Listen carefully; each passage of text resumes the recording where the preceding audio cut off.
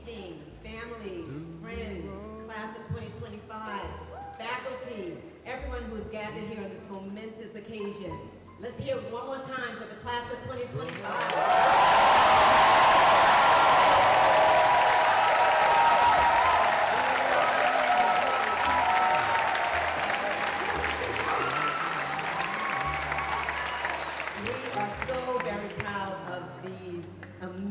Amazing students. My name is Crystal Bob Semple, and I'm here to just give you greetings on behalf of the Board of Trustees of the St. Anne's School. We've got some important and special people, not me, them, coming up soon. So thank you and enjoy.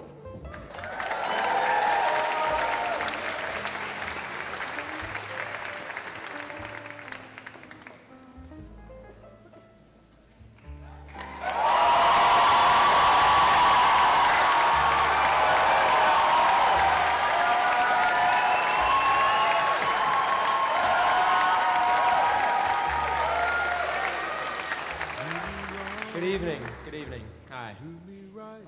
Before I begin, I'm going to take this time to ask you all to join us, the class of 2025, in a moment of silence for Ellis Lurvier.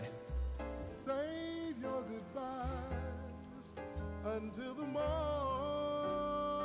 light, but don't let me be lonely.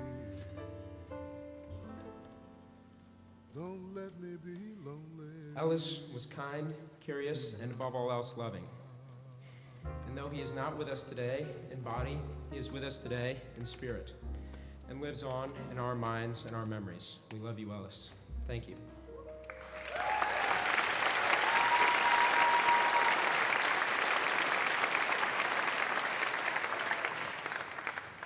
Now, to begin my speech, I'd first like to say thank you to all my classmates for giving me this opportunity. I truly do consider it the greatest honor of my life thus far, and I hope that in 5 minutes you won't regret it. On the first day of kindergarten, my mother dropped me off at school and said, "I love you." To which I replied, "Well, I don't love you," and blew her a kiss. Now, of course, I love my mother. No, we're somewhere back there. Shout out my mom. But this reminded me of a routine that we had with an old administrator of ours, Katie Haddock.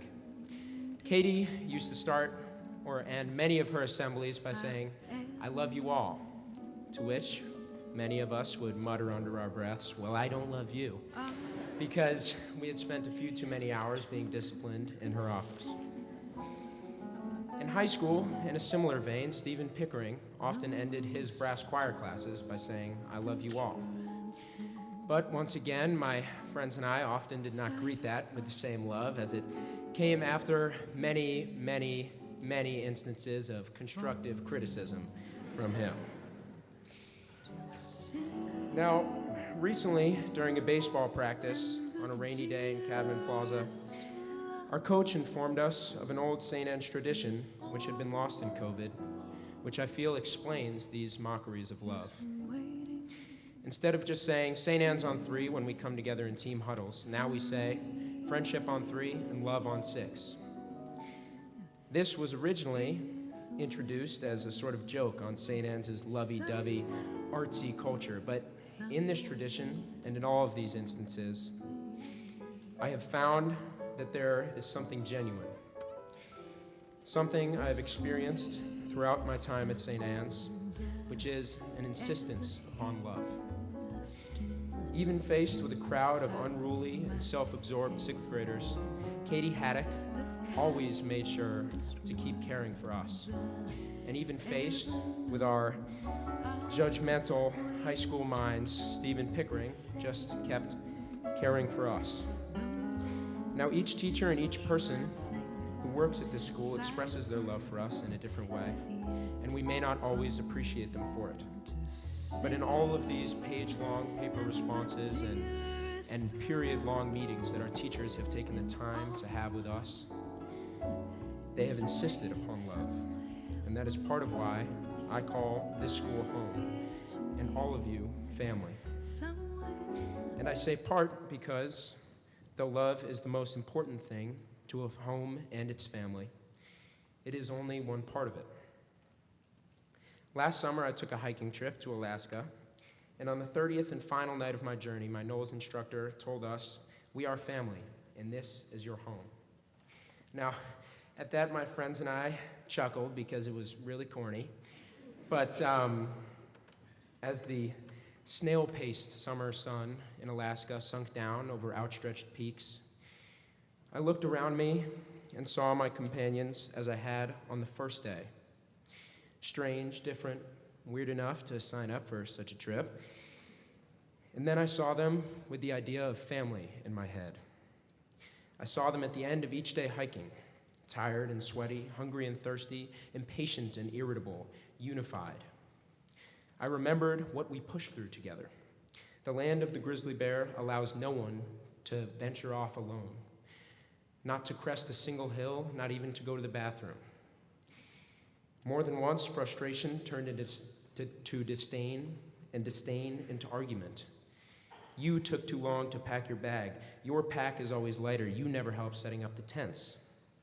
More than once, our instructors sat us down in a circle, perched atop hummocks 100 miles from nowhere, and taught us to give and receive our criticism respectfully.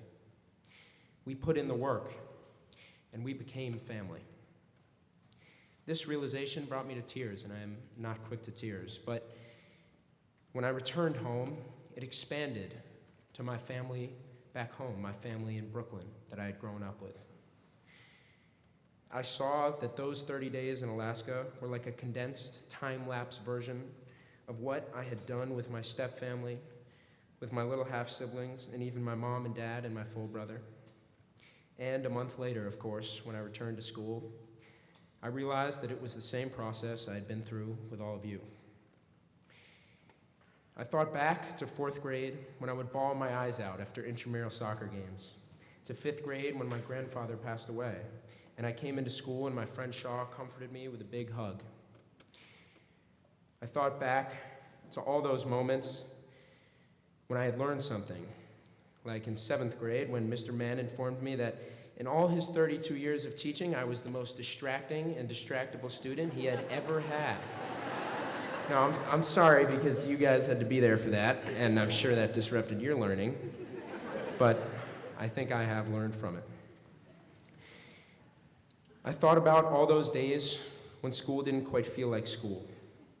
On every Packer game day when every team dressed up, or every day there was a matinee or a performance or a speaker, and we all lounged around in the stoos and discussed everything but schoolwork with our teachers in our next classes. We have cried together, we've laughed together, we've debated each other and been annoyed by each other. We have eaten together, we have learned together, and sat in silence with each other. In other words, we have lived together. And we have done so all surrounded by a bubble of love, as Greg Smith might call it. Created by and tirelessly maintained by our teachers, and of course by all of you. All of you who have supported all of us from the time we were born, or if you're step family or have been added later on, since whenever you came into our lives. So I want to thank everyone here for the love and for the work. Without those two parts combined, I would not be able to stand here on our day of graduation and call this place home and all of you family.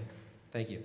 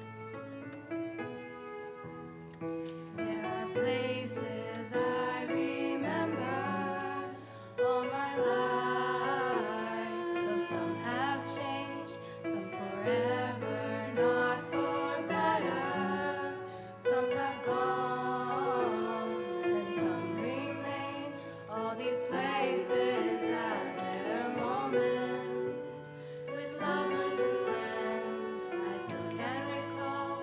Some are dead and some are living.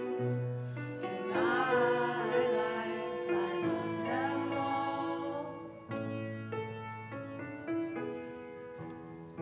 But of all these friends and lovers, there is no one compares with you.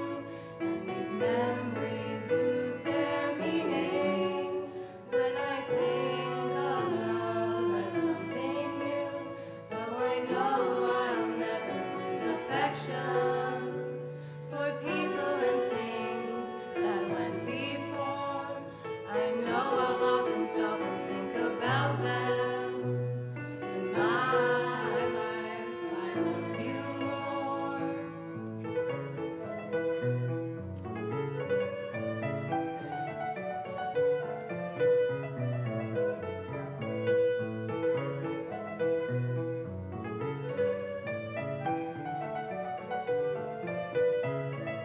I know I'll never lose affection for people and things that went before.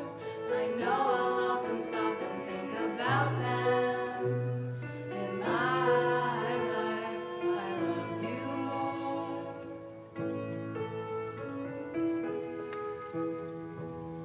In my life, I love you more.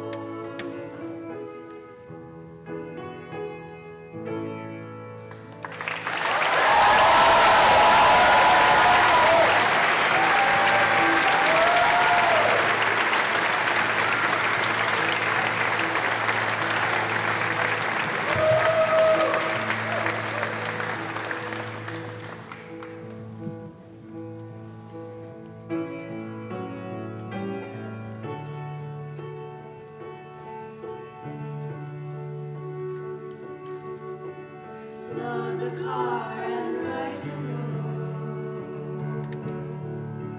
Grab your bag and grab your coat. Tell the ones that need to know. We are headed north. One foot in and one foot back. But it don't pay to live like that.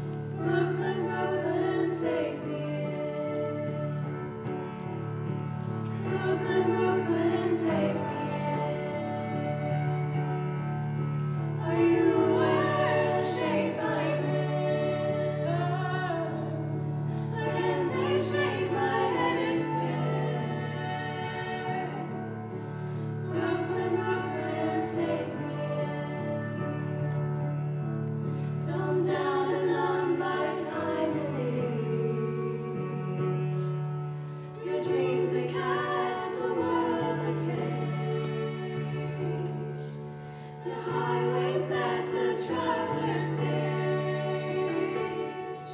All exits look the same. Three words that became hard to say.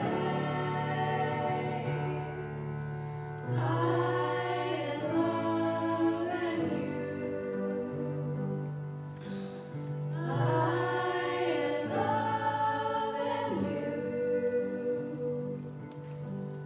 I and love you.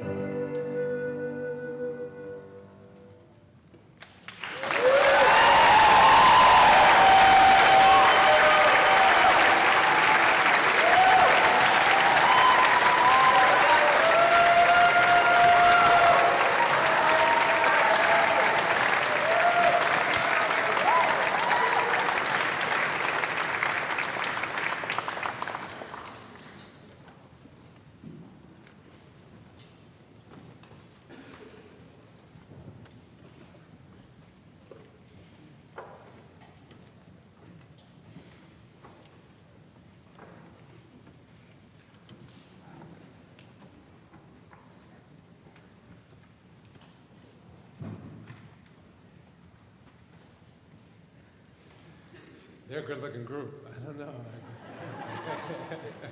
Good evening, parents, families, faculty, board members, students, and most of all, especially graduates.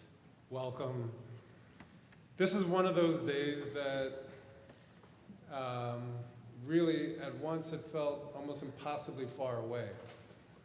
A moment that we imagined but couldn't quite picture not too long ago. Parents, grandparents, guardians, I ask that you go with me and remember when you first held these extraordinary human beings. Think about the whispering of hopes and dreams in their little tiny ears.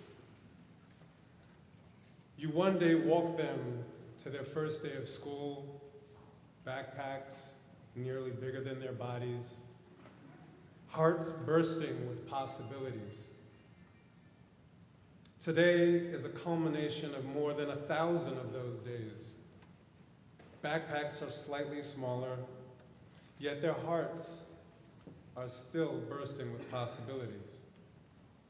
Today is a celebration of all the classroom publishing parties, rough drafts, rehearsals, practices, homework assignments, research papers.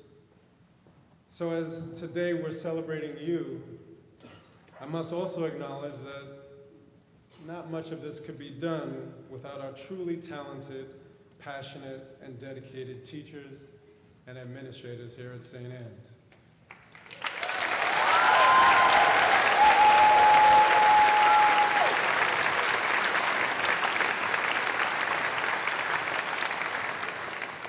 Today is a day that once seemed unimaginable is now here. It is time for you, our graduates, to take flight, to leave the nest that is St. Anne's. So my dear graduates, your paths have led you from preschool, kindergarten, and first grade sings to your very final Red Stair sing, Bye Bye Brooklyn, this afternoon. And let's not forget all the years in between of dance concerts, plays, film festivals, photography and art exhibits, rock concerts, soccer and volleyball games and baseball games, brass, string performances, and so much more. So much more.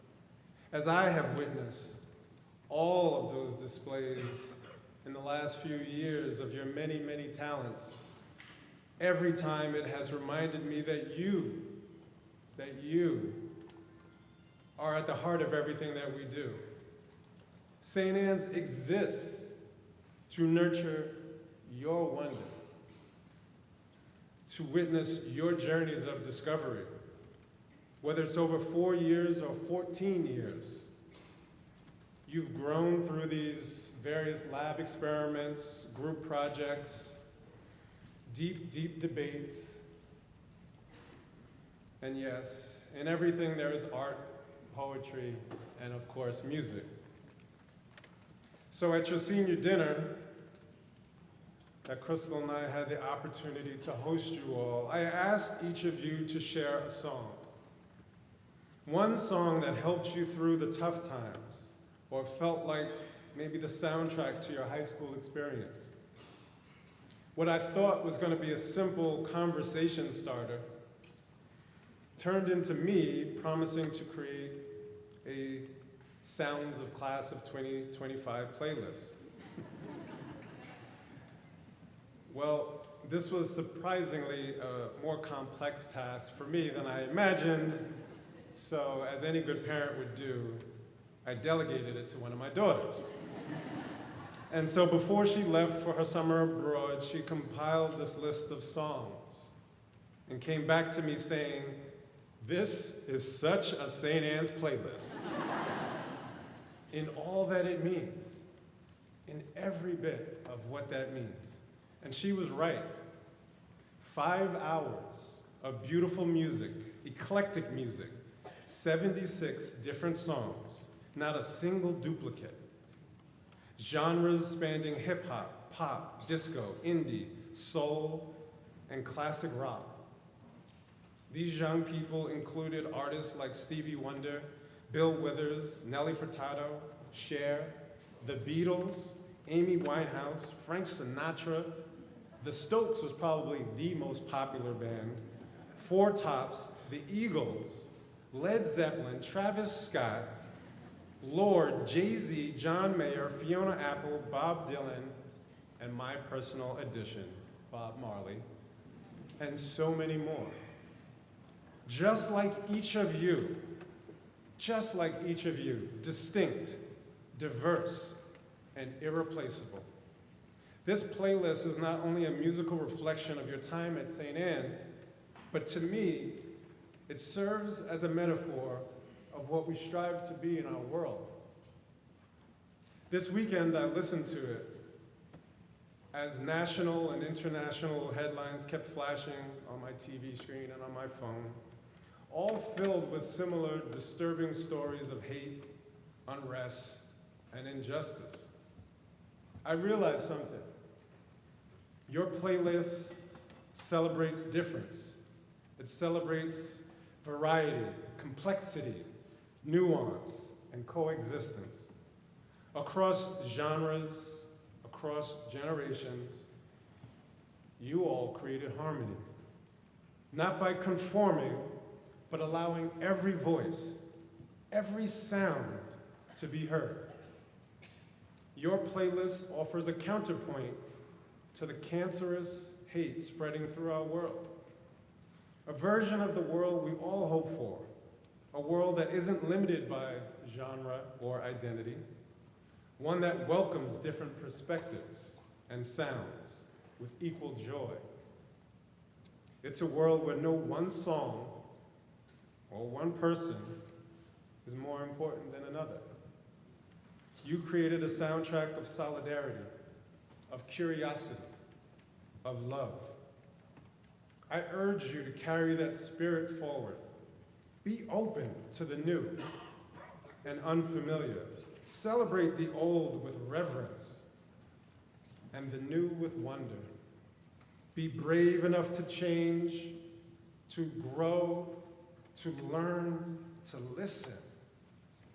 Stand with conviction as allies for each other. See one another fully as you have done here. Seek the common rhythm that ties us all together. As you prepare for life beyond St. Anne's, keep questioning the world around you. Do it with the same passion, the same clarity of purpose you've shown here. Be bold in your dreams, be loud in your values, but be gentle with yourselves and with each other. Now, there's one more thing I want to leave you with. It's also rhythmic, and it's the rhythm of a story my mother used to read to me. And I'll tell you that I told my daughters I was going to share this story with you, and they were like, "Dad, that's our story." And just to put it in context, I did share with Jesse's first grade class this year, so I'm also going to say to all of you in the audience, I'm going to ask you to do something that first graders were able to do. So I'm hoping you can do it too. So this story is, we're going on a bear hunt. Now, I'm not a hunter, so let me be very clear. This is a metaphorical bear hunt, and I do not endorse it in any way. And I will not read to you the whole story, because I actually have left the book in my office. But I do want you to feel the support and love I felt when my mother read it to me every time. So, to help you feel that same sense of support and love from the community around you, I'm going to ask every audience member who has guided you, who has supported you, or dreamed with you, to join in creating a rhythm of support and encouragement. And I don't know how your parents read this story to me, but my mother, she would do it by 2 pats on her thighs and 1 in her hand. So it just went simple as this.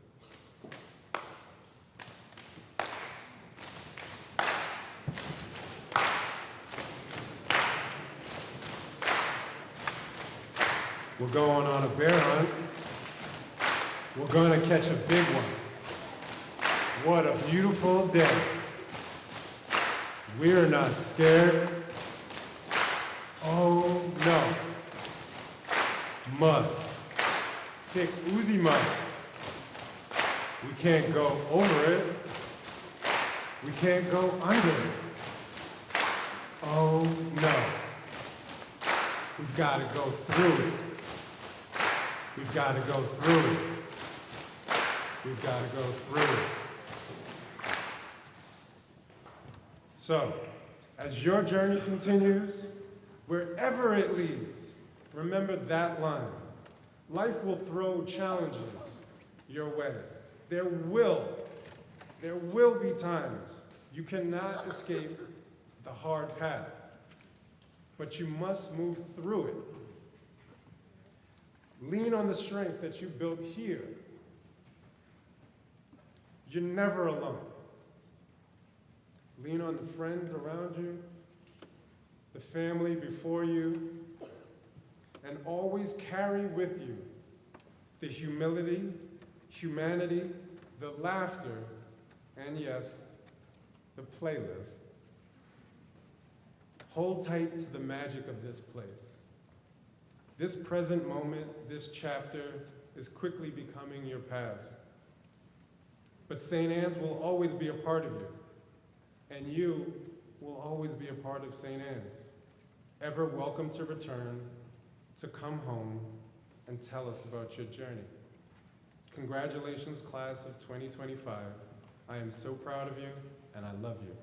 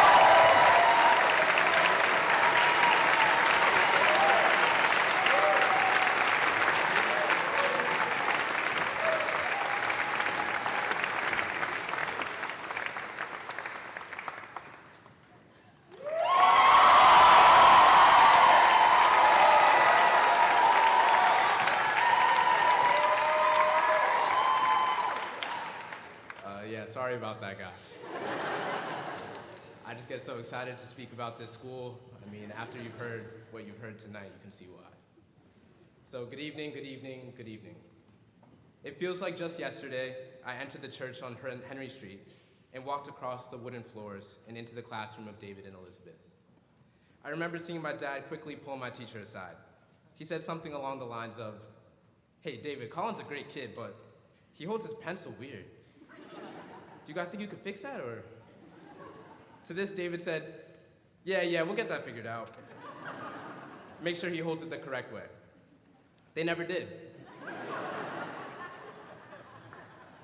To this day, you may see me writing in my notebook and be appalled by the way I grasp a pencil between my fingers. But this story is an example of the beauty of St. Anne's. In this community, we aren't required to conform to the standard. We are celebrated for our individuality and creativity. Our education is supported by a curriculum that is expansive and enhanced by teachers that are passionate about our exploration. We hold our pencils the way we like, and when we put them to the paper, we turn blank pages into 30-minute plays we cast our own classmates in. We solve improper integrals. We draft captivating short stories and poems that we gather to share. We sketch charcoal figure drawings and cover the walls with our work. And we may even write our name down for cleaning the stews if Alex Darrow catches us on a good day. While we have different interests, the things we create are what make us a vibrant community.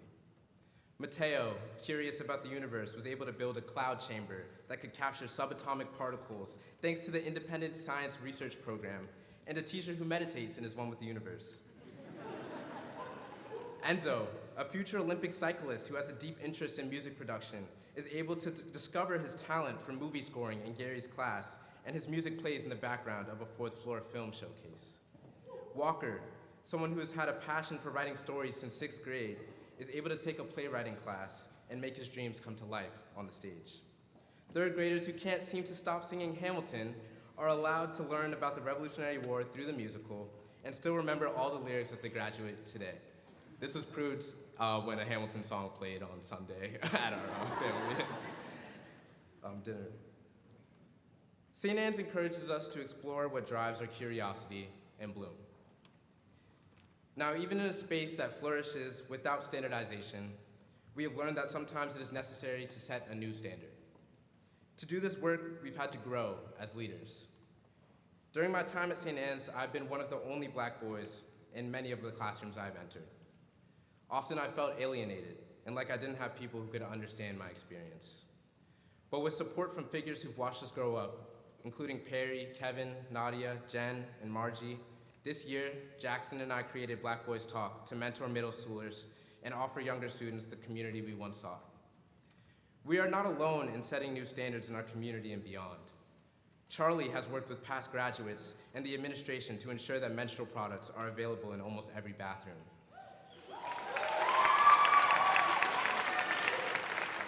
Savannah and Sophia have represented St. Anne's in the broader Brooklyn community through their food and clothing drives with the Service Collective. Becca and Taja organized voter pre-registration in the stews for those of us turning 18 our senior year. Now, these are just a couple of examples of the way St. Anne's students act as leaders and improve our communities. Like our teachers, we have grown into individuals who follow our passion and create ways we can have an impact on others. As we enter a world where standardized education and artificial intelligence threaten and limit the information we have access to, changing our ability to critically think and preventing us from being curious, we must remember the people we have grown into while benefiting from a St. Anne's education. We must cherish the lessons we have learned. Today we will step out of the church doors and into the world, knowing there's more than one way to hold your pencil. Learning should be driven by curiosity, and as long as we're growing, our communities will as well. Thank you to everyone inside and outside of this room who has shown us that there's learning, that there's joy in learning. And congratulations to the class of 2025.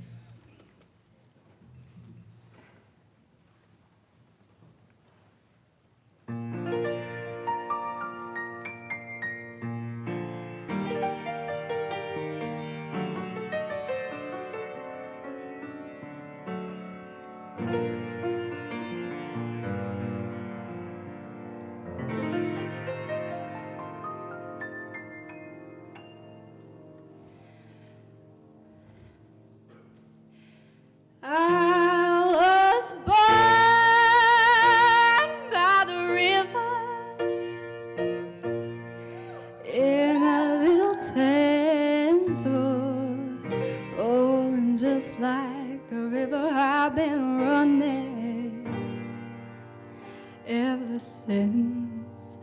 It's been a long time coming, but I know a change gon' come. Oh, yes it will.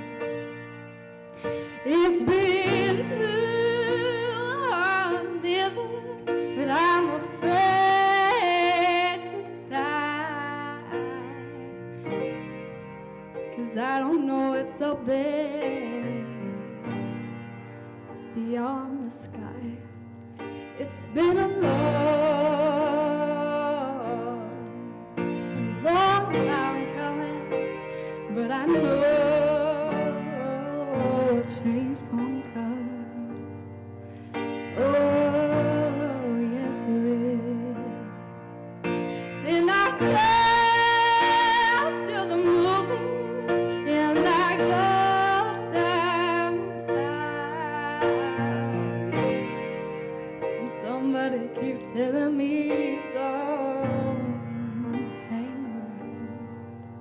It's been a long time coming, but I know change gon' come. Oh, yes it will. Then I go to my brother, and I say, brother, help me please.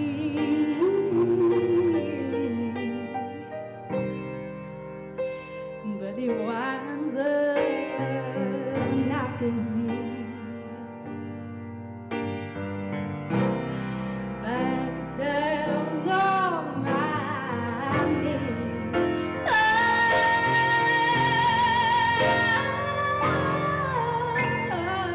There've been times that I thought I could ask for Lord,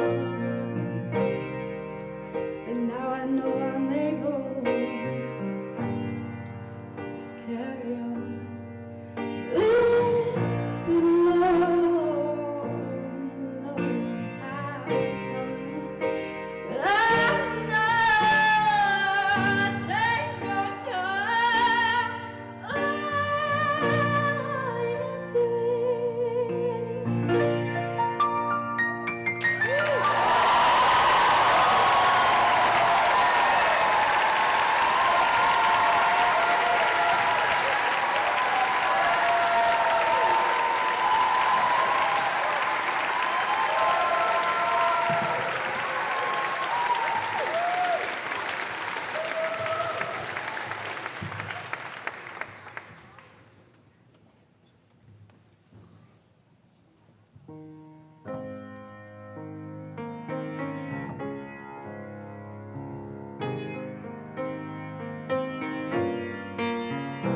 Go down in trouble, and you need some loving care, and nothing is going right. Close your eyes and think of me, and soon I will be there to brighten up even your darkest night. You just call out my name, and you know wherever I am, I'll come running, yeah, to see you again. Winter, spring, summer, or fall, all you have to do is call, and I'll be there. Yes, I will. You've got a friend.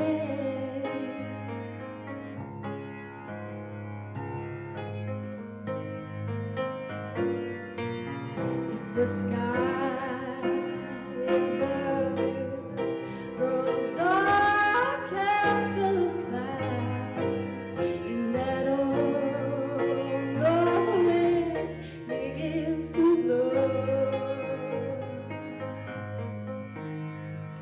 Keep your head together and call my name out loud.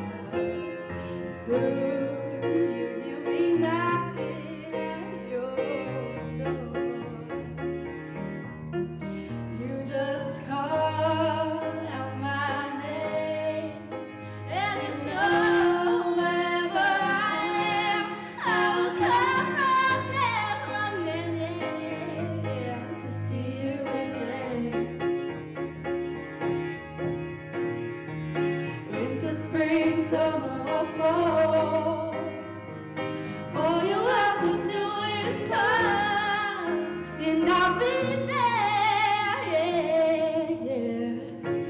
Now ain't it good to know that you've got a friend when people can be so cold?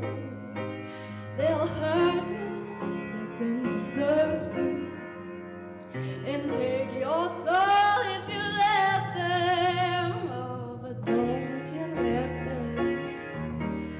You just call out my name, and you know wherever I am, I'll come running to see you again. Winter, spring, summer, or fall, all you gotta do is call, and I'll be there, yeah, yeah. You've got a friend, oh baby, you've got a friend. Ain't it good to know you've got a friend?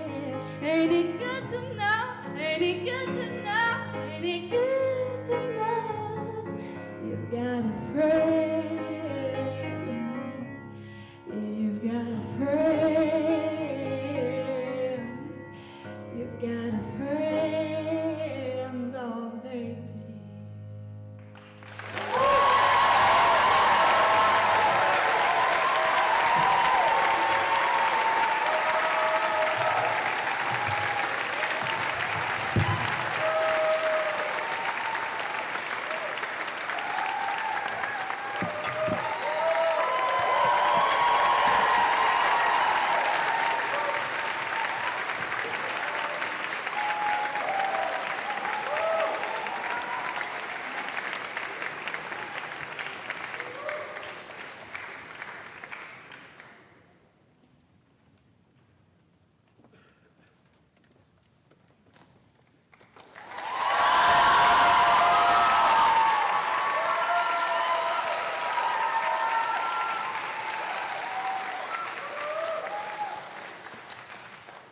Tough act to follow.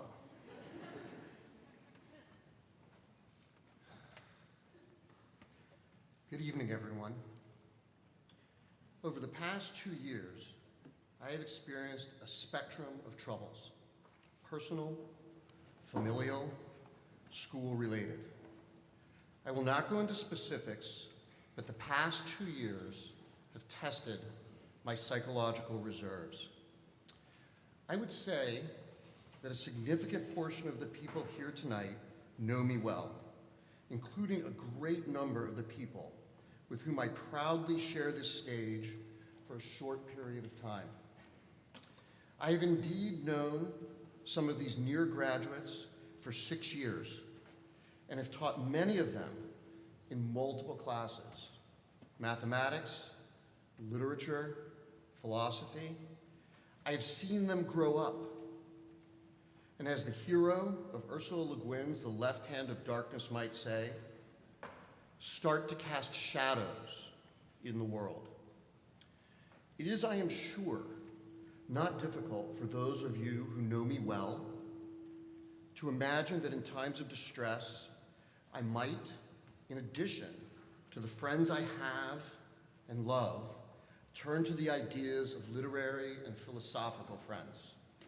Dostoevsky's analysis of the relationship between suffering, consciousness, and individuality, for instance. Or Kierkegaard's view of an evolving spiritual self, or Wordsworth's poetic assertion that in the sensitive adult mind, the meanest flower can give thoughts that lie too deep for tears, or Anna Akhmatova's picture of silent lovers walking along the hard crest of the snowdrift. Don't worry, I'm going to get to Nietzsche shortly. Boethius, and I know this is going to upset some of you, may have to sit this one out. What has truly sustained me, though, has been the time I have spent in the classroom and in the halls with this year's seniors. At the moment, I am picturing my sci-fi class. We were discussing Philip K. Dick's dystopian classic, Do Androids Dream of Electric Sheep?, which is about the shifting sands of what it means to be human in a modern world of alienation.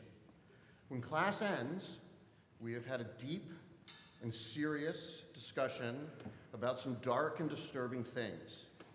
But as the class is leaving, I feel great. They are so smart and thoughtful and flexible of mind and intellectually curious and able to make sound arguments. And I see the potential they are already carrying with them in the world. I do not mean this the way people say such things about all young people. These young people are thinking with care beyond their years about who they are, about, in the terms of my sci-fi class, their paths towards selfhood, empathy, and genuine connection with others. And I am buoyed up. As they say, "Thanks, Sam," and "have a good day" on their way out, I say thank you back. And I wonder if they know just how much I mean it.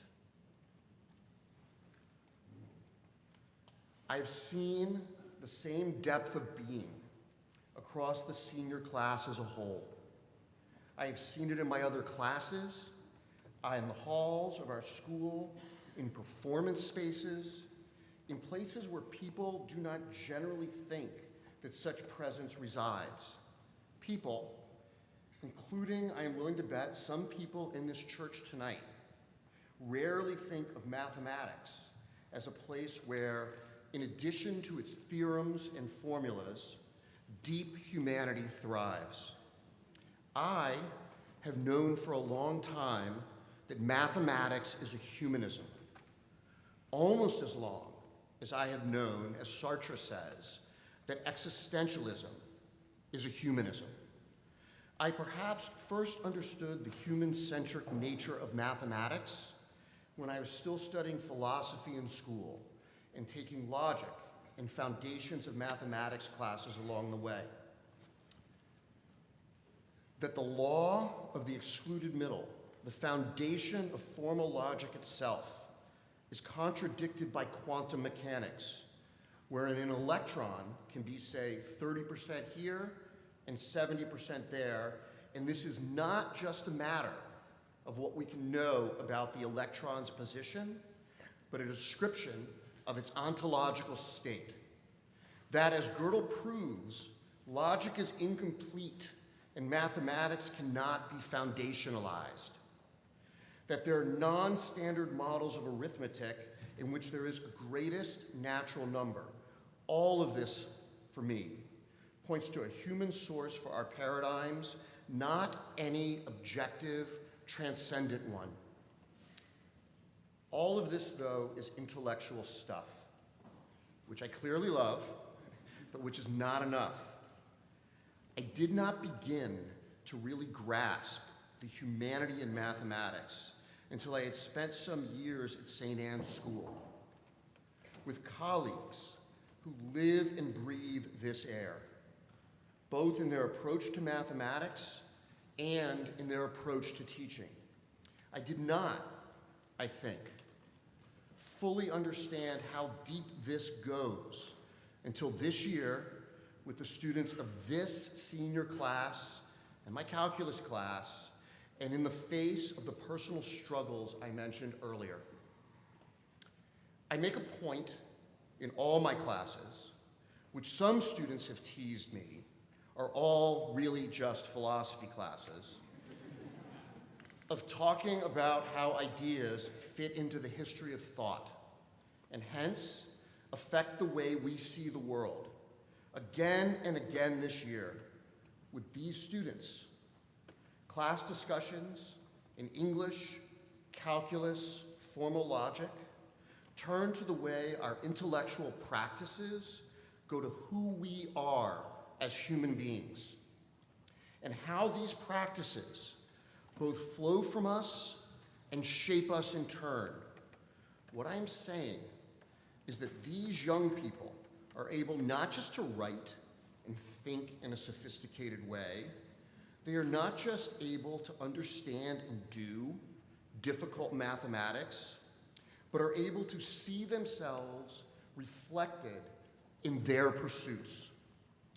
This, without question, is a testament to St. Anne's, but really, and most of all, it is a testament to these students, one which in turn moves me greatly.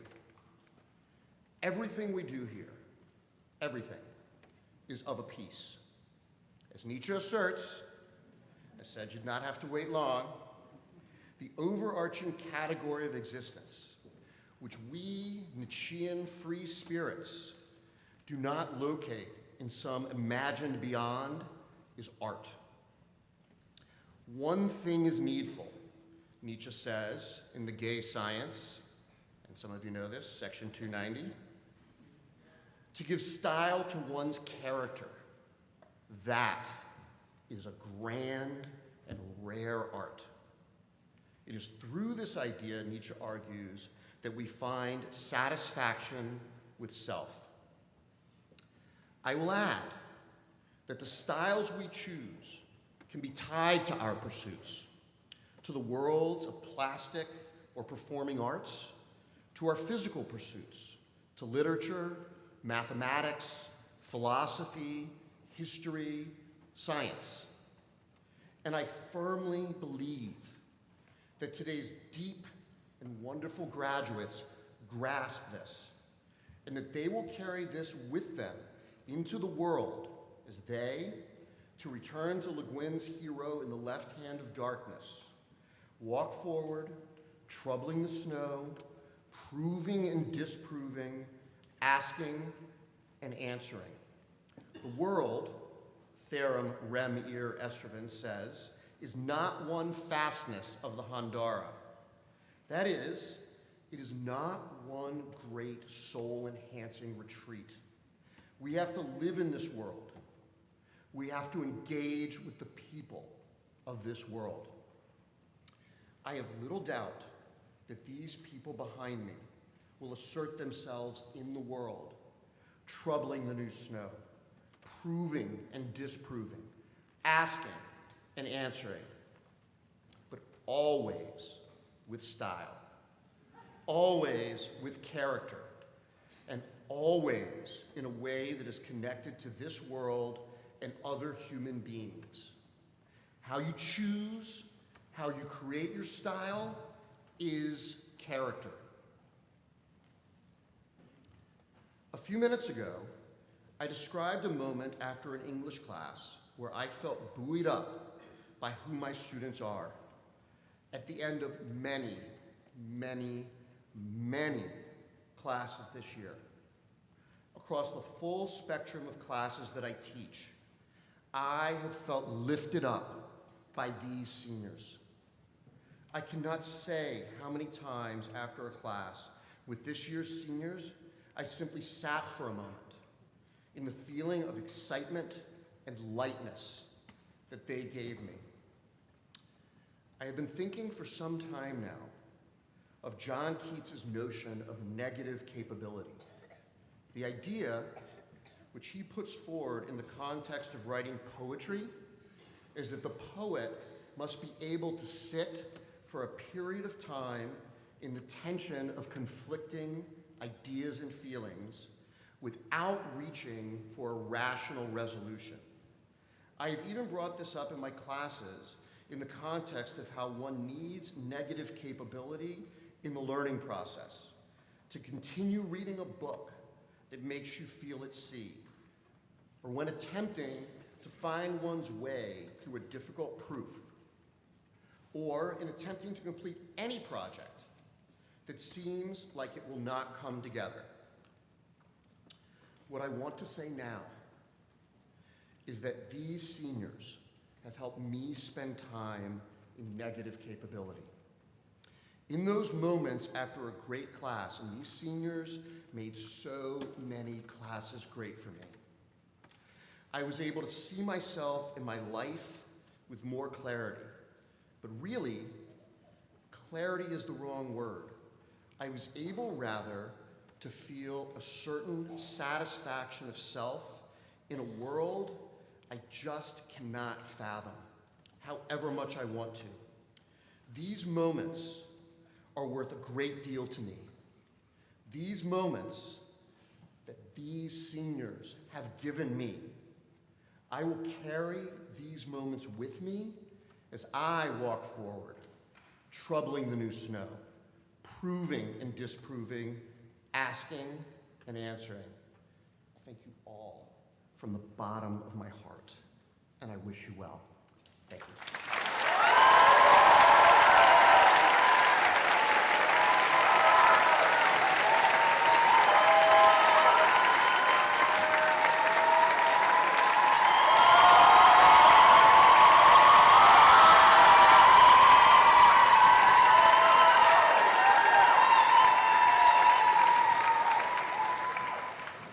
Mr. Darrow told us earlier today that it would be really bright up here, and then Annika gave me some aviators, so I'll be wearing these today. Very nice, thank you. Okay. Love, home, growth. If I start laughing or crying during the middle of the speech, know that you can blame Jed and Colin and Mr. Aronson and the remarkable impact of their words. Thank you to my parents, everyone's parents, families, and guardians who trusted us enough to go to this weird, weird school. We love you. Now, this is for the seniors. 6:31 a.m., 7:41 p.m., every Tuesday, our electricity and magnetism teacher, Dr. Yaverbaum, who is also leaving this year, begins by writing 3 items on the board: sunrise, sunset, and temperature. On the first day, he explained that sunrise and sunset are the most reliable predictions in the world. It's almost as if we have an all-controlling grasp on predicting the future and a full understanding of the past, a deep familiarity of what is going to happen.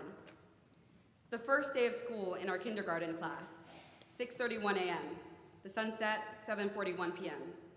Today, the sunrise was at 5:42 a.m., and I think it's set at 8:27 p.m.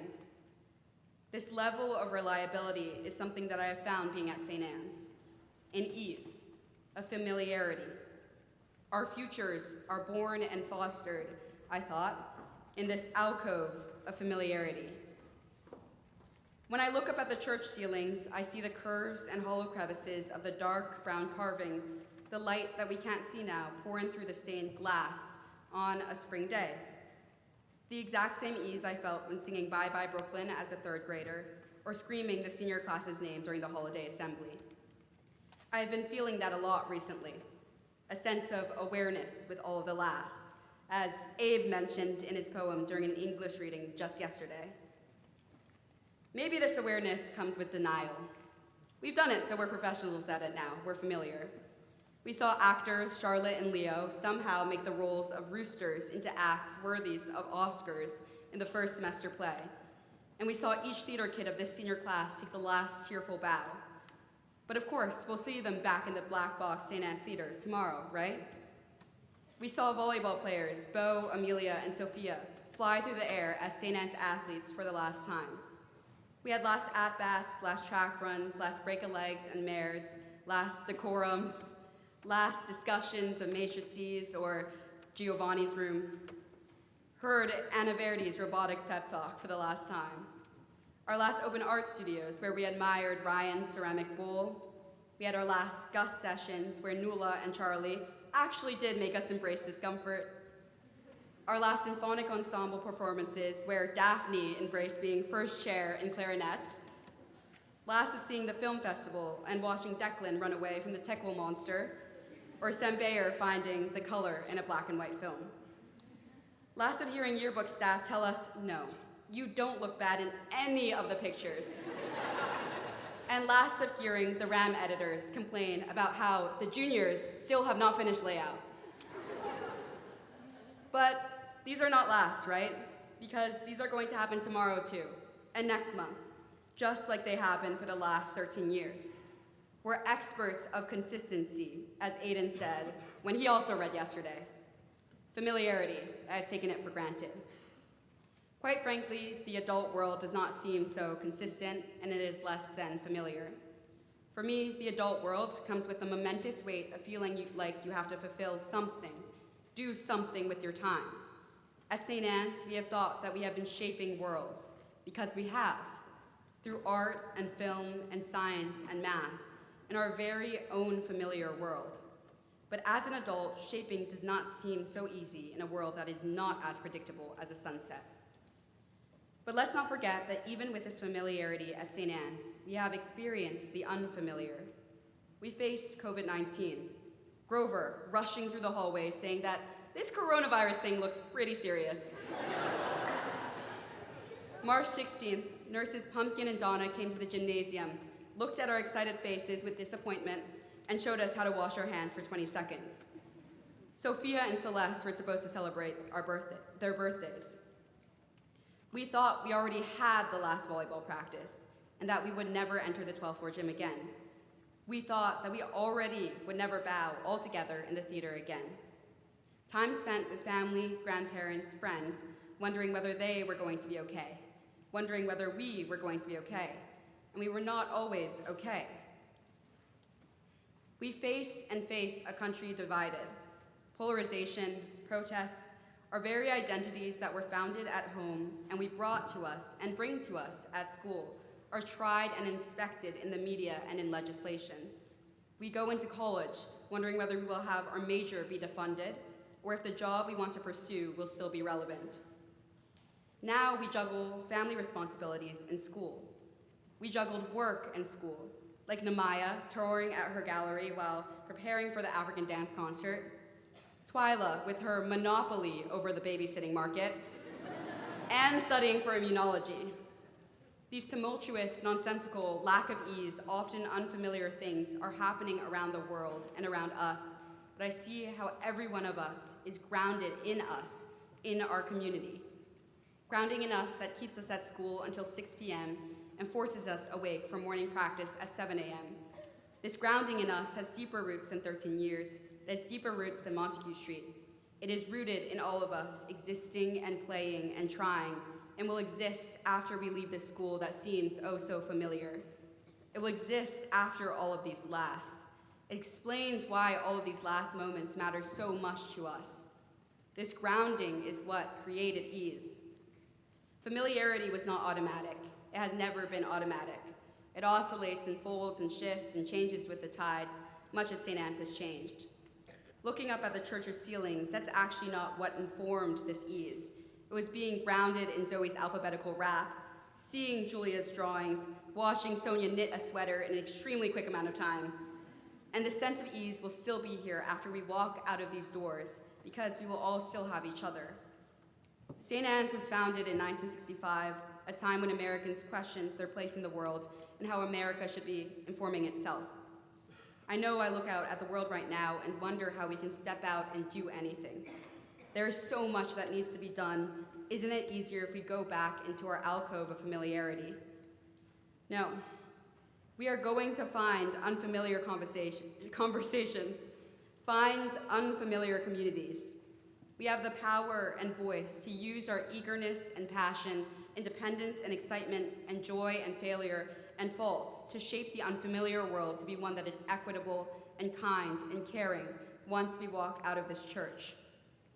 I know this because being around you all for the past 13 years has shaped me to be a better person. Things were not always so familiar and will not be familiar, but that is okay. Our futures are in the unfamiliar. Tomorrow morning, the sun will rise at 5:24 a.m., and I cannot wait to watch it with all of you. But I know, even when we don't see it again, all together, you all will be there, experiencing a sunrise and sunset on your own. Maybe in California, Europe, Asia, Manhattan, or Queens, and it may be different and new, but I will not be alone, and you will not be alone. Life is like a box of chocolates. You never know what you're gonna get, right? And that is what it makes it all the more exciting. This made-up familiarity may no longer be here, but a grounding in us will always exist. As they sang minutes ago, winter, summer, or fall, all you have to do is call. Thank you, class of 2025, for growing up with me. I cannot wait to continue seeing you grow.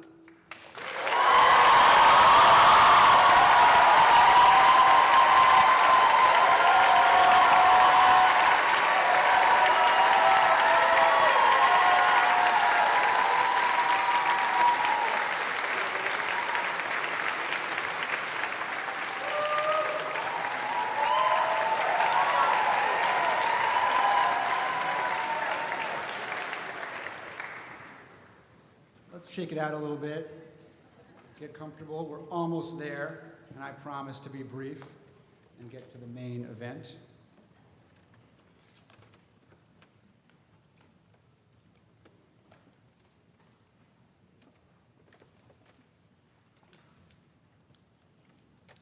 In my apartment, on a cloud white door frame, you can still see the faded pencil marks that measured the height of the kids when they were young.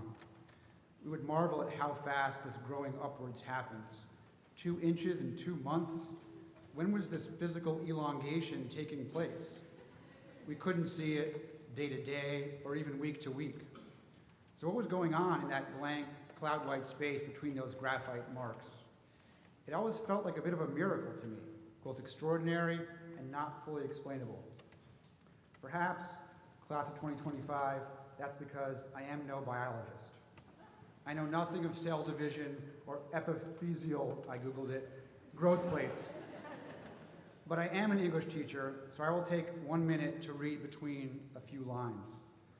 Between your pencil mark of 9th grade and your pencil mark of this evening's graduation. You teachers have, in that time, gradually, skillfully, intentionally, helped you stretch and reach to find new language, new skills, new habits, new ideas, and new imaginings. They've guided you through that in-between space, pushing you ever upward. Class of 2025, your families literally lifted you up and then stood behind you from your first steps in tonight's elegant stroll onto this stage. Right now, they are gazing up at you as witnesses to the miracle of your growth, and it is extraordinary, but it is not, in the end, unexplainable. Because being here with you every day for 4 years, I've had the great privilege to see and appreciate so many subtle, gradual ways in which you have grown up. You who found your voice in the middle of body paragraph 3 of the beloved essay. And you who stopped talking, you paused to listen in a heated argument in the Steus. You who faced terrible luck, injury, illness, or mistreatment, and it was not fair, and yet somehow you forged, in your resilient way, a new kind of strength in response. You who once cried at failure or even at a single mistake, and now you just start over, dig deeper, and push yourself back up. You know that trial and error is the only way. You who could never shed tears, now you let them cleanse you. You who became a better friend, you who saw injustice and spoke up. You who asked for help, and you who found your way to give it. You who cleaned up after yourself so others did not have to. And you who on the first day of 9th grade had your gaze permanently angled at the floor, but today you looked me in the eye and said a heartfelt goodbye. we all are, in awe of how the 85 of you have each grown up in your own distinctive way. And next year, class of 2025, you'll experience quantification, or maybe alphabetification of your learning, letter grades and numbered GPAs. I know. New forms of comparison and competition in the academic realm. But those occasional markings, they pale in comparison to what happens in between. The moments I've named of reset and resilience, of patience and flexibility, of empathy and kindness, of ever-expanding capacity and perspective, those are what have revealed to you a deeper sense of yourself, and then gave you finer navigation of the world. Those have helped you grow up, yes, but you will never stop growing, because there's always more to discover, more to stretch for, more to give, more new and interesting paths towards awareness, toward engagement, toward delight. An A- or a 3.5 will become a faded pencil mark. The growth will stay with you forever. Class of 2025, when I call your name, we'll applaud all that you've done these past 4 and more years, not just your measured achievements, but what you've shown us, how you've inspired us, how we marvel at your continual growth, and at the pride and celebration we feel in return. So, Kenyatta, will you join me on stage to hand out some diplomas?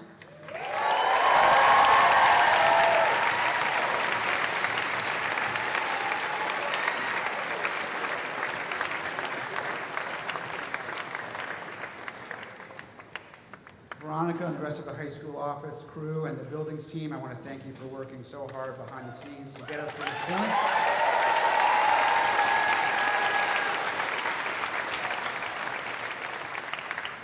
And here we go.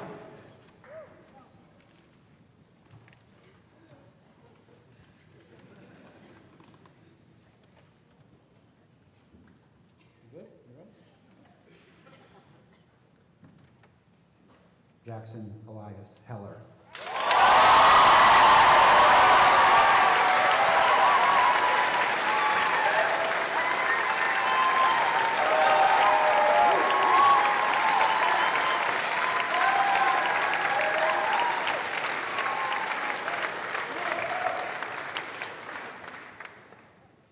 Namaya Janae Bowen.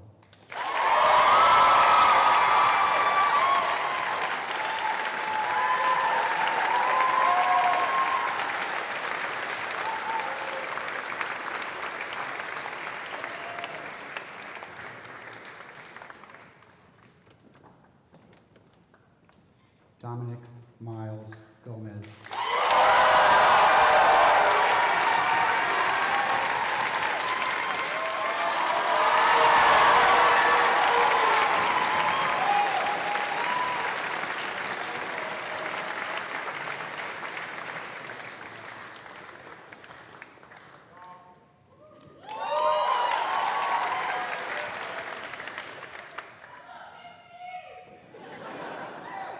Same. Declan David Tatlock Gill.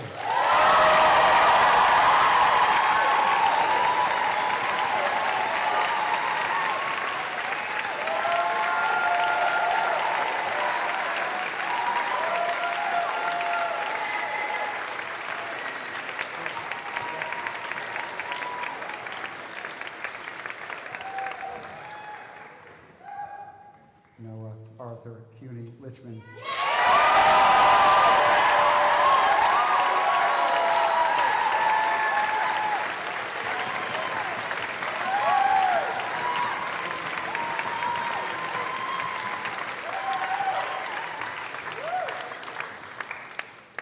Celeste Lucia Anderson.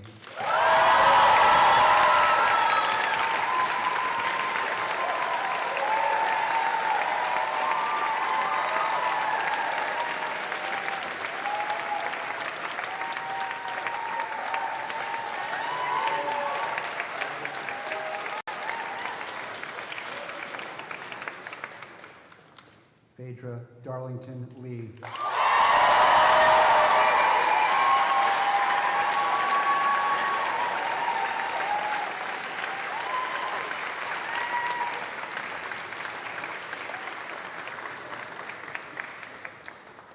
Samuel Weinred Fishman.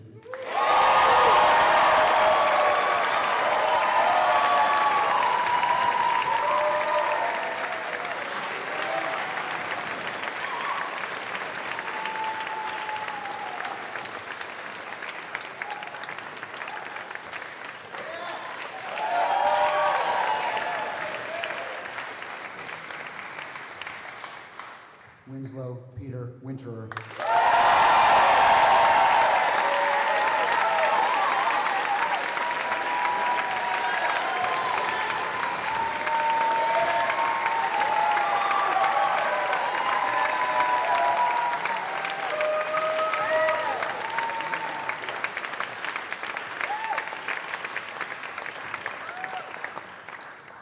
Ari Iris Watkins.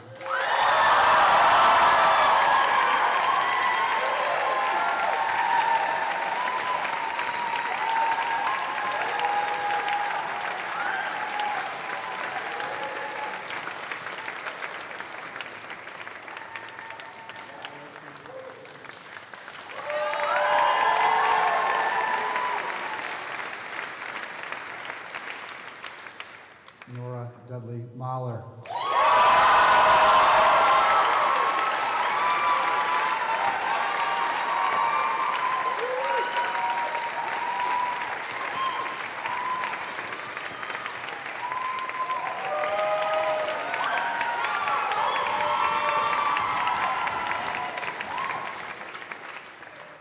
Detchen Garcia Halverson Cohen.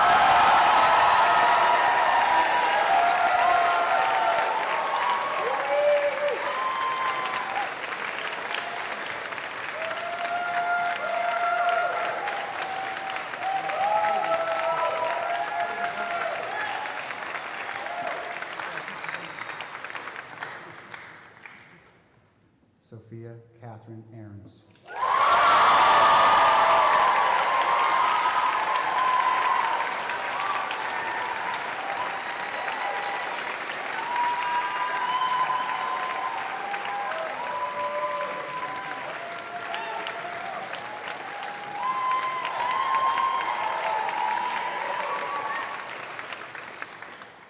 William Joss Martin Klein.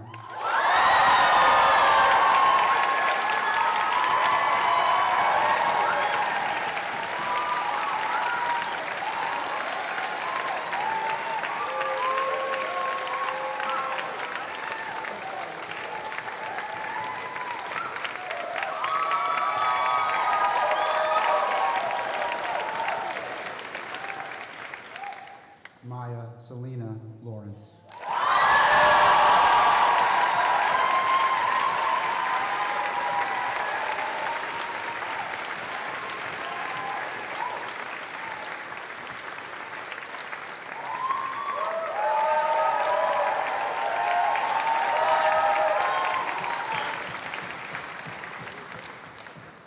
Rebecca Bina Zwirling Davis.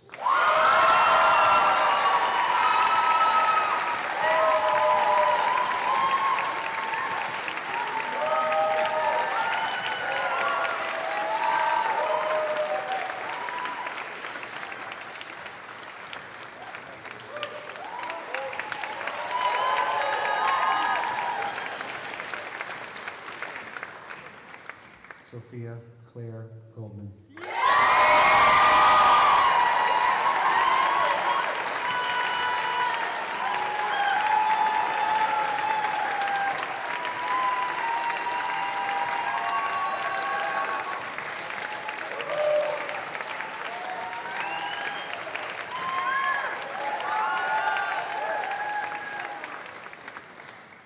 Ella Kate Bender Goodman.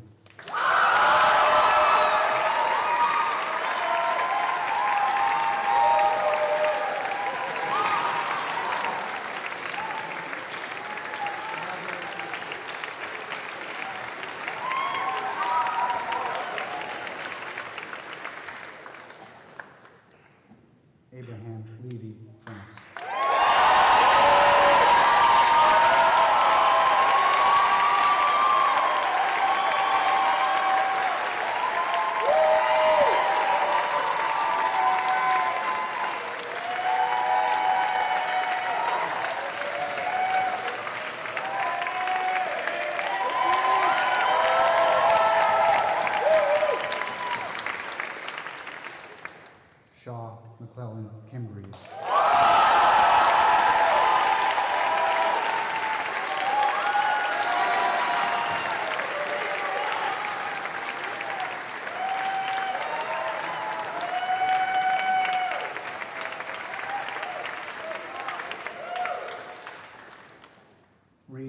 Alexander Strauss Salmon.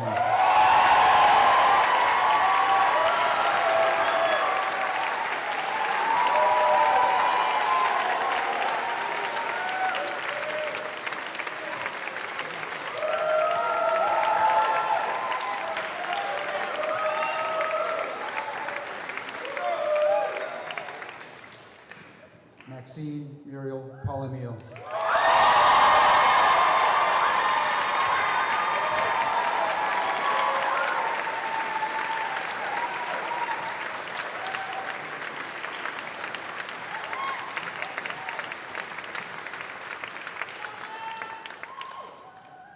Bo Murray Johnson.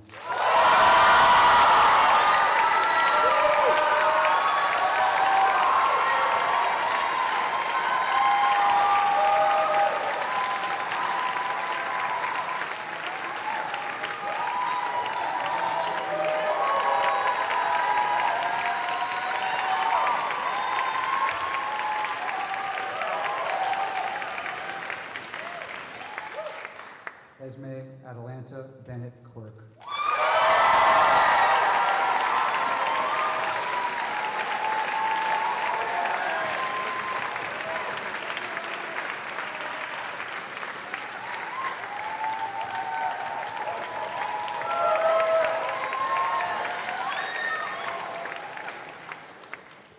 Ruby Rosaline Goodman.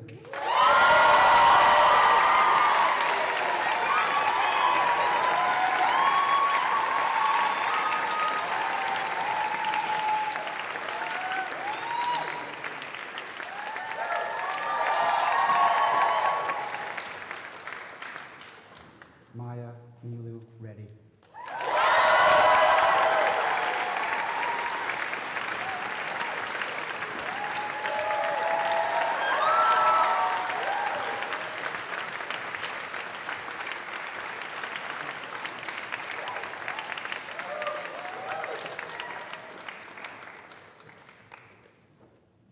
Annika Sophia Amin.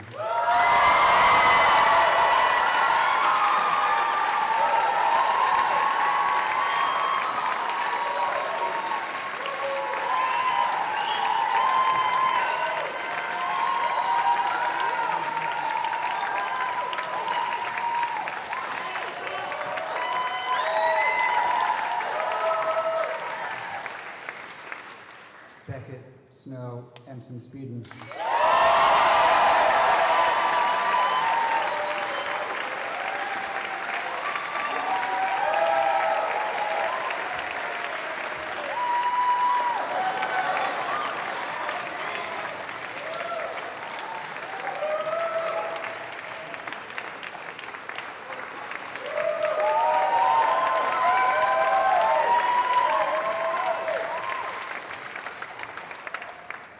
Ryan Eliasberg.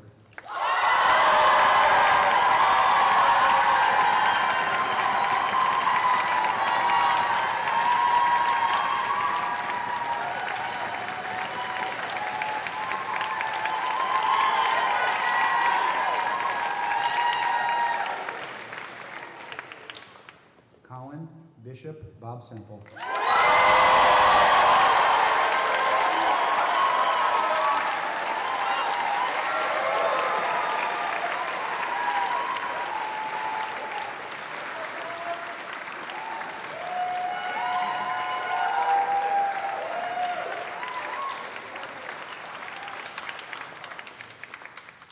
Ella Reese Richardson.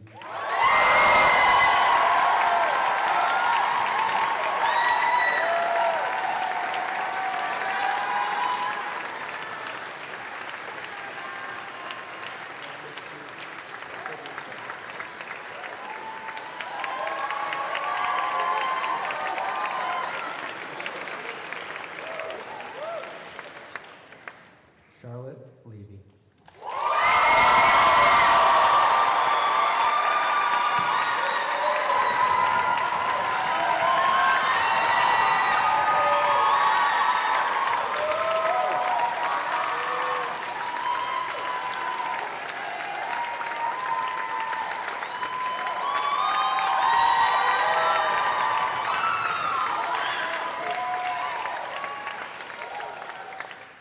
Sam Bernbeck Hancock.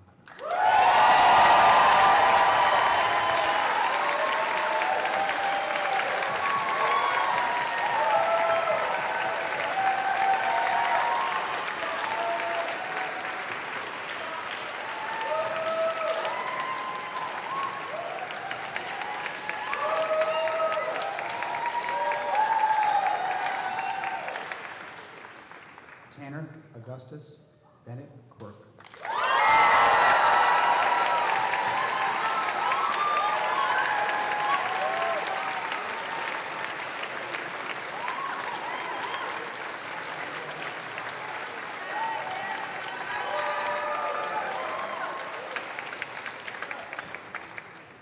Hayden Bass Klausner.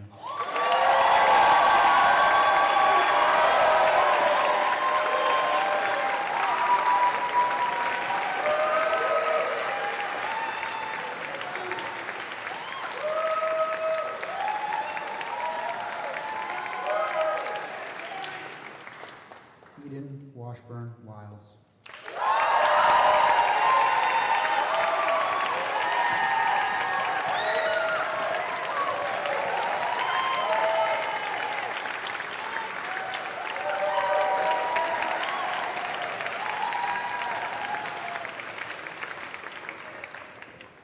Leo Fisher Gancher.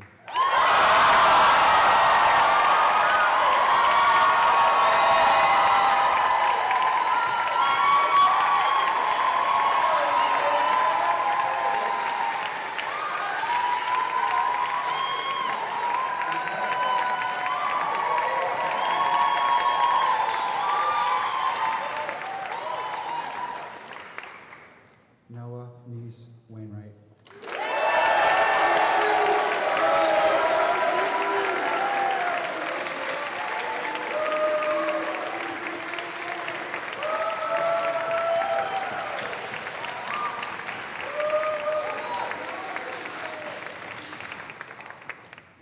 Loic Freeman.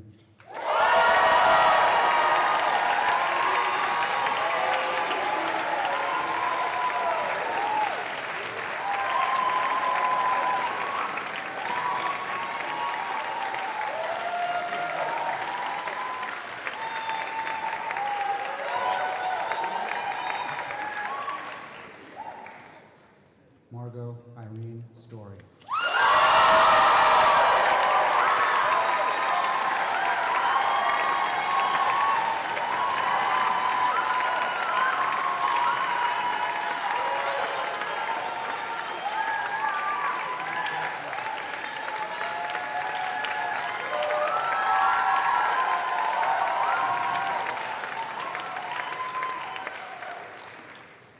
India Wynn Eisenstadt.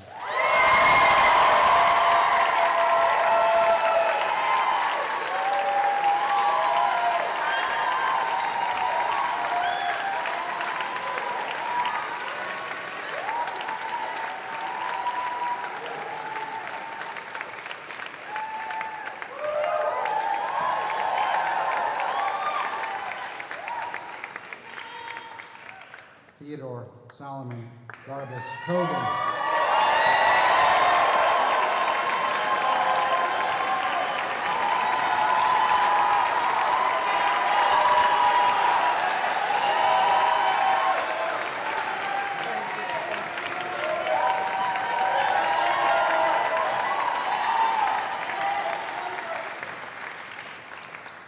Sylvie Rose Fishman Janowitz.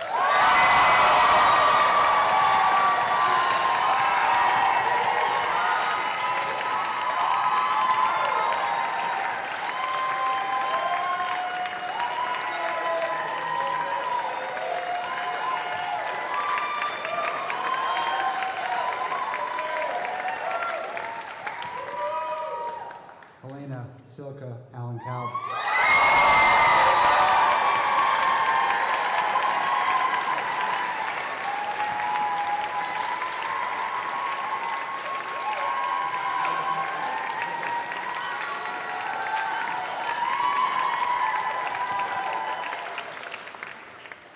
Taja Elizabeth Richardson.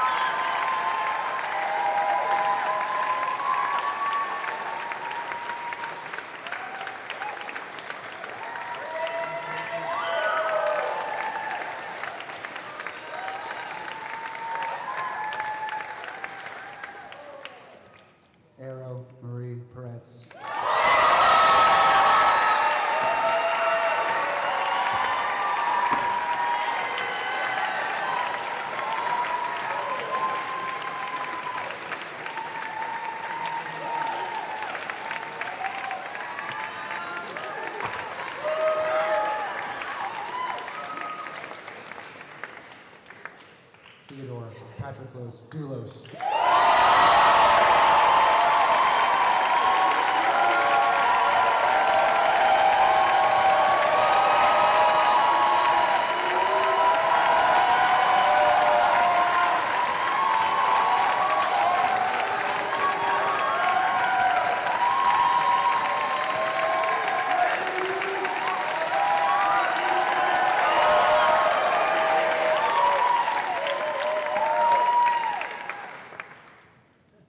Jaden, Sienna, Alexis.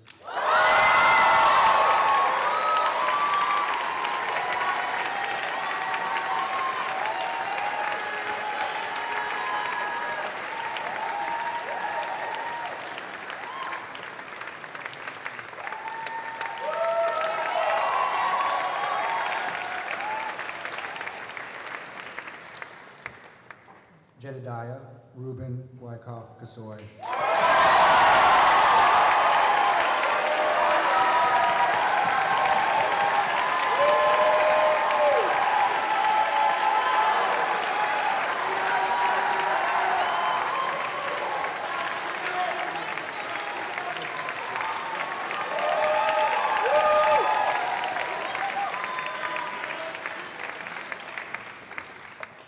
Sonia, Margaret, Polygulati.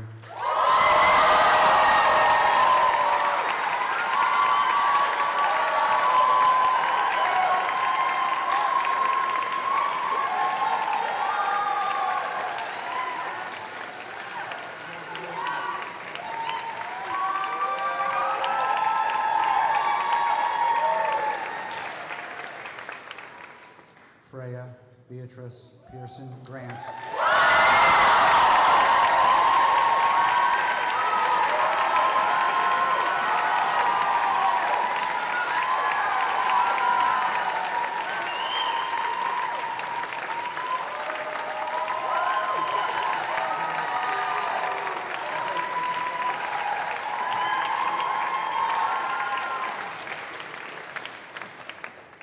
Grover, Noble, Niederhofer, Strauss.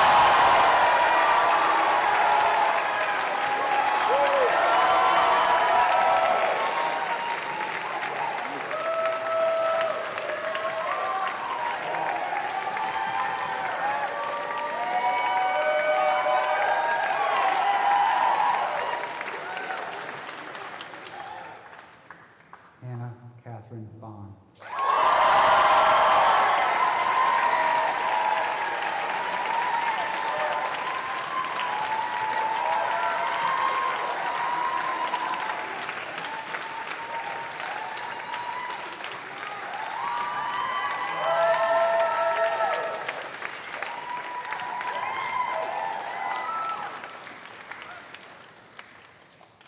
Zoe, Wren, Rosenberg.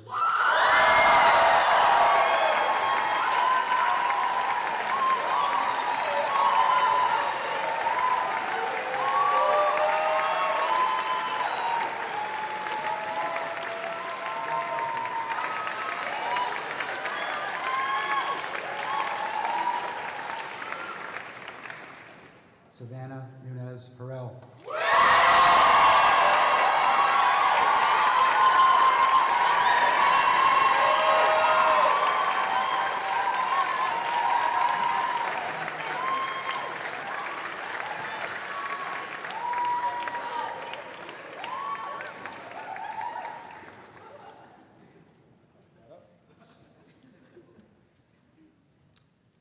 Daphne, Eve, Schiskel.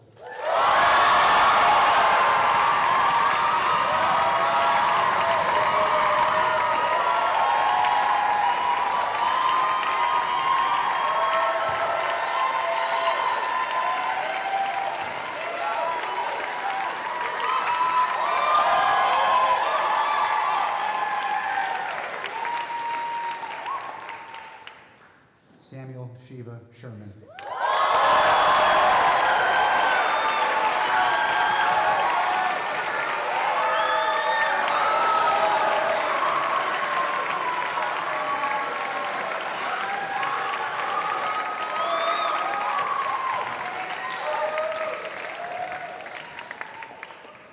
Eleanor, Soleil, Belinfanti.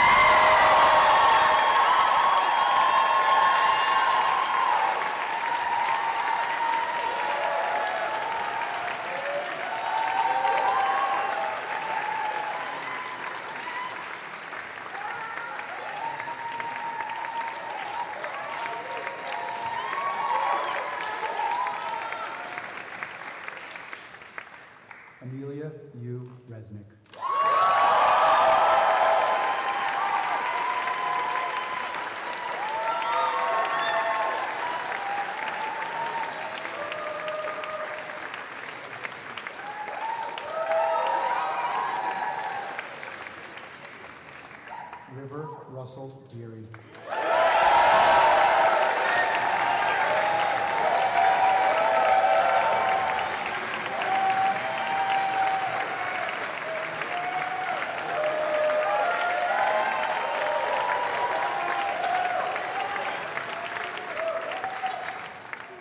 Felix Anderson Crary.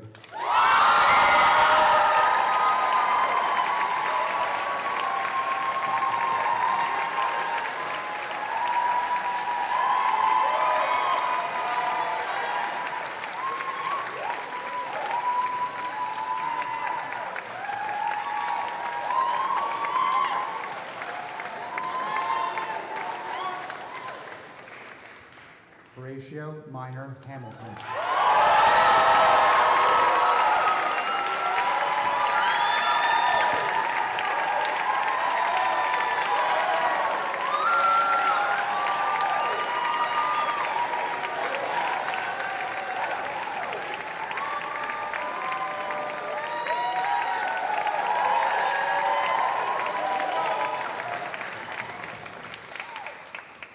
Liz Alexandra Noel Onadipe.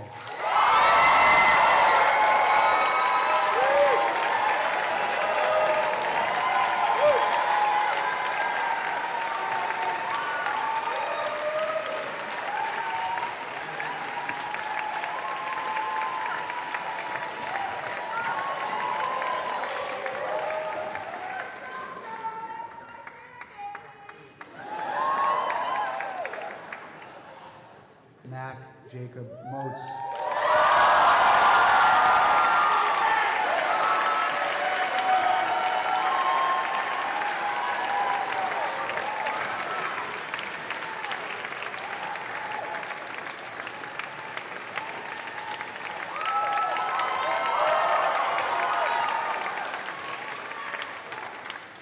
Claire Ann Lacates.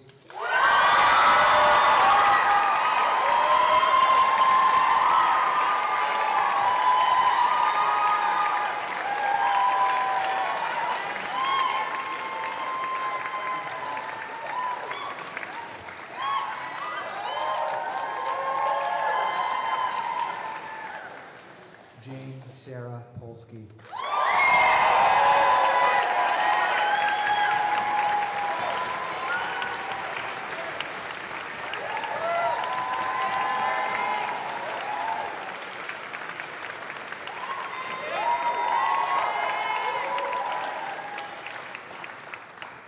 Enzo Ichiro Edmonds.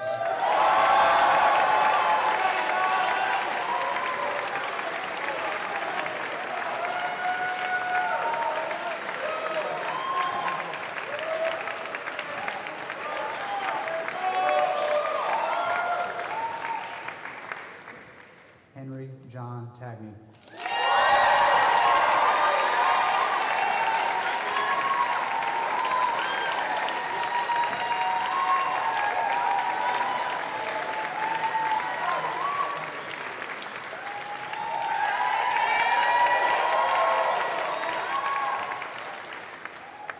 Julia Brooke Sadownik Gibson.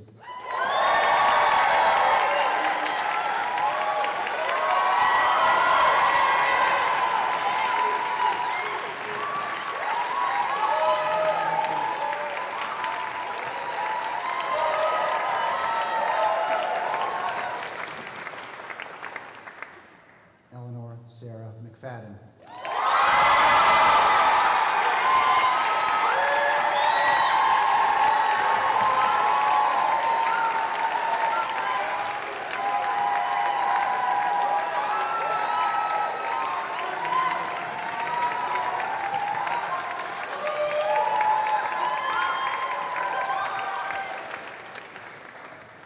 Kamala Ambad Guru Raja.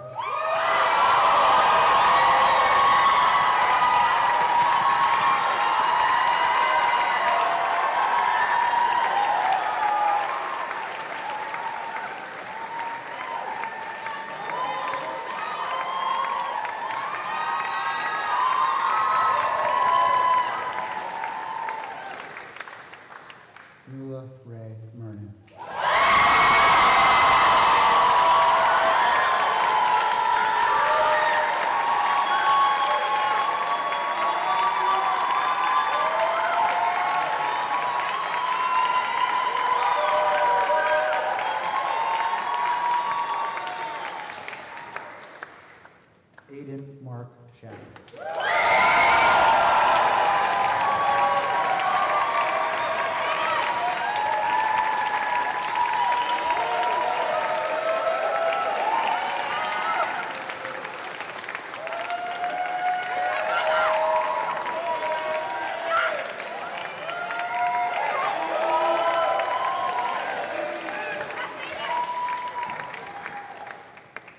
Charlotte Risa Drake.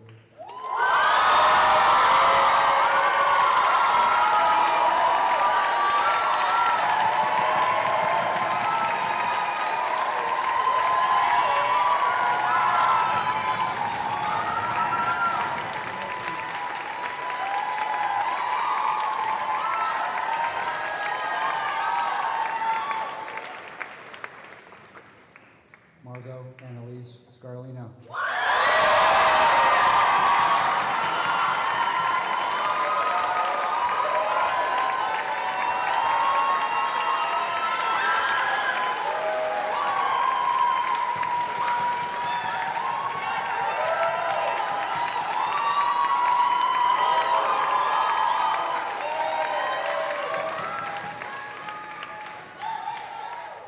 Mateo Scott Fiore.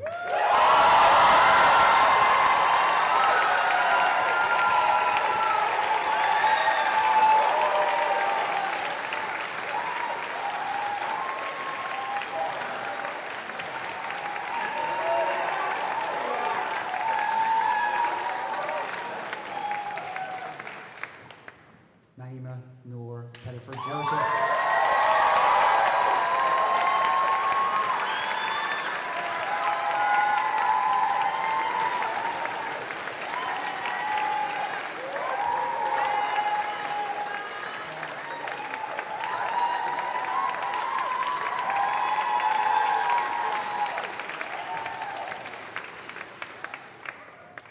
Leali Kanani Tapper.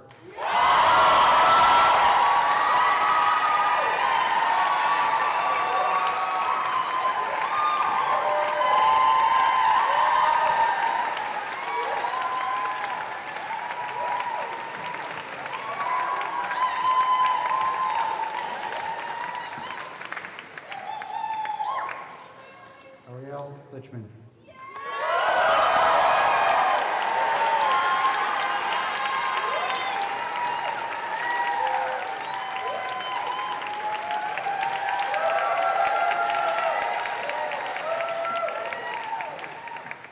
Walker Elias Crudson.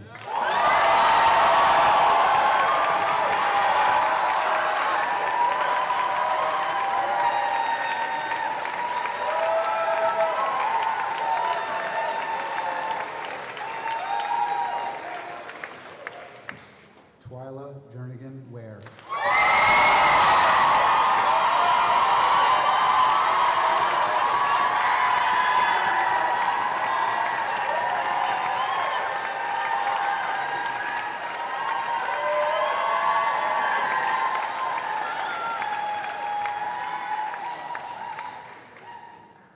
Gia Setha Michelle.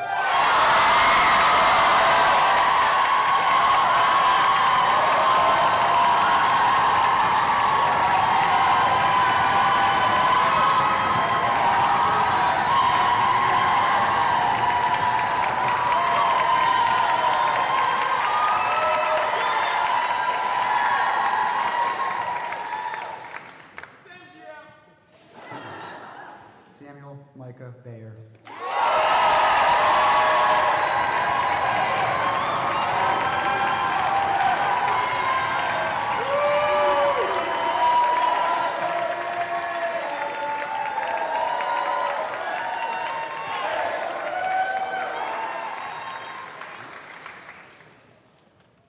Amelia Rose Alston.